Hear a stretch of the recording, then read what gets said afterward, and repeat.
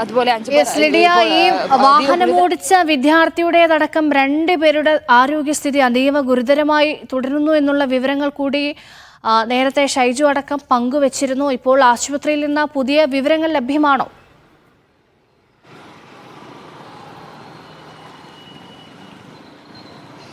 രേഷ്മ, നമുക്ക് ലഭ്യമാകുന്ന വിവരങ്ങൾ അനുസരിച്ച് 5 പേരുടെ നില ഗുരുതരമാണ്. അതിൽ 2 പേരുടെ നില അതീവ ഗുരുതരമായി തന്നെ തുടരുകയാണ് എന്നാണ് നമുക്കറിയാൻ സാധിക്കുന്നത്. ഒപ്പം ഒരാളുടെ നില വലിയ ഗുരുതരാവസ്ഥയിൽ തന്നെയാണ്. ഈ 2 പേരിൽ ഒരാളുടെ നില നല്ല ഗുരുതരാവസ്ഥയിൽ തന്നെയാണ് എന്ന് നമുക്കറിയാൻ സാധിക്കുന്നത്.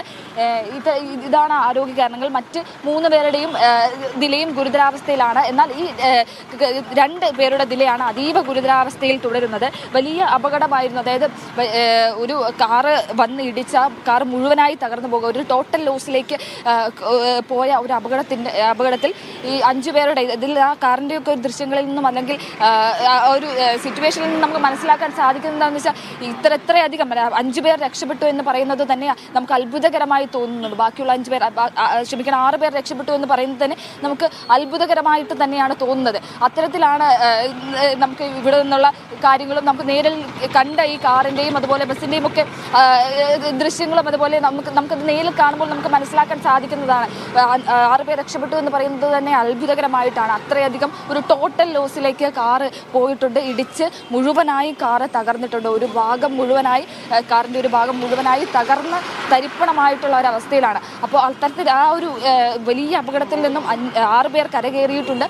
അതിൽ 5 പേരുടെ നില ഗുരുതരാവസ്ഥയിലാണ് എന്ന് പറയുന്നത് തന്നെ അവർക്ക് ഒന്നും സംഭവിക്കാതിരിക്കട്ടെ എന്ന് തന്നെയാണ് നമ്മൾ ആഗ്രഹിക്കുന്നത്. അതിനു വേണ്ടിയിട്ടാണ് മുഴുവൻ ആളുകളും പ്രാർത്ഥിക്കുന്നത്, നാട് മുഴുവൻ പ്രാർത്ഥിക്കുന്നത് അതിനു വേണ്ടിയിട്ട് തന്നെയാണ്. അതിൽ 2 പേരുടെ നില അതീവ ഗുരുതരമായി തന്നെ തുടരുകയാണ്. അവർക്ക് വേണ്ട ചികിത്സാ നടപടികളെല്ലാം തന്നെ ഒരുക്കിക്കൊണ്ടിരിക്കുകയാണ്. ആരോഗ്യമന്ത്രിയൊക്കെ നേരിട്ട് ഇടപെട്ട് എല്ലാ സംവിധാനങ്ങളും പോസ്റ്റ്മോർട്ടം നടപടികൾ ഇപ്പോൾ പുരോഗമിക്കുകയാണ്. അതിനുശേഷം പൊതുദർശനം ഉണ്ടാകും.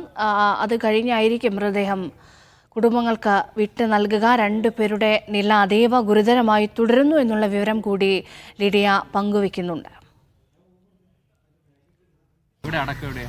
Ernakulam market Juma Masjid, central Juma Masjid. ഉമ്മയും ഉപ്പയും വരുന്നുണ്ടല്ലോ, പിന്നെ ഇവിടുന്ന് കൊണ്ട് കുറെ ഫോർമാലിറ്റീസ് ഉണ്ട്. അപ്പോൾ അതൊക്കെ ബുദ്ധിമുട്ടാണ്.